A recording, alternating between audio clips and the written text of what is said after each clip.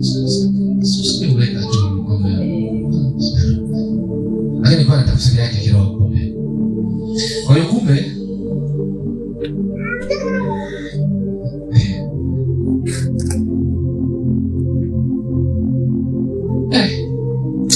vitu kuwa karibu havimaanishi vinafaa. Kuwa ndani ya uwezo wako haimaanishi vinafaa. Ndio. Hofu yangu katika roho, kuna watu sasa hivi wana njaa.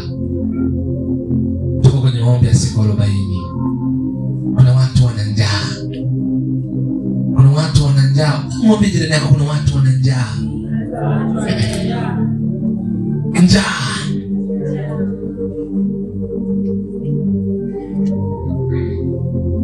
Alafu ameshaletewa jiwe ule mkate. Haukuwa na hiyo idea kabisa. Kaja tukamwambia, wewe shida yako. Mbona unaishi tu mwanangu? Hapo tunaenda pale, tunaingia hapo, tunatokea hapo, tunatokea pale, tunapata pesa pale. Hapa nikupe hilo wazo. Hamjai kuongea yote haya. Na ndo nakupa siri. Kuwa makini wakati ambao hitaji linageuka kuwa maelezo yako. Kuwa makini sana. Kwa sababu wakati huo ndio wakati ambao unatafuta kushiba. Ndio kumwambia mtu Adamu alikuwaga havai nguo. Hata alikuwaga haoni utupu. Ila alipokula akaona ambacho mtaliokuwa.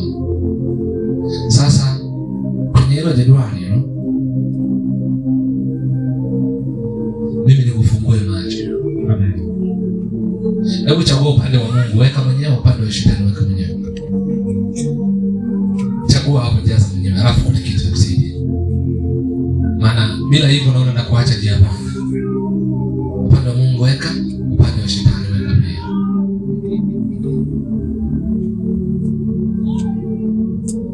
Lakini ujue niweke wazi. Niliwahi kufundisha hili somo kwamba shetani ni roho. Ndio. Lakini kuna watu wanasema ukiwa mwana maombi unakuwa wa kiroho. Huwezi kushindana na ambaye yuko rohoni siku zote. Yes. Isipokuwa kumuelewa Mungu ambaye yuko rohoni siku zote, namna ya kushinda kwa roho, kwa kiumbe ambacho ni roho siku zote. Amen. Umechagua kujiandikia upande wa Mungu ni upi? Na upande wa shetani umechagua? Wakati umeshachagua? Sasa kama una mahali pa kuandika itakusumbua kwenye maamuzi. Sasa nitajuaje kuwa hiki kinachokiendea ni cha shetani na hiki ni cha Mungu, ikiwa vyote vinashibisha kwa wakati huo?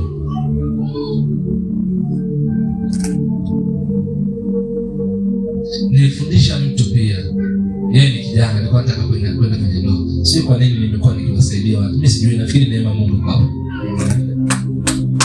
Akaniambia, mchungaji, nimepata mke. Nikamwambia, nimepata mke, jambo la heri. Akasema nataka kuoa. Nikamwambia, jambo la heri sana. Kuna yale maswali ya baba mchungaji kama nalia, umeamua kuja kujirikisha.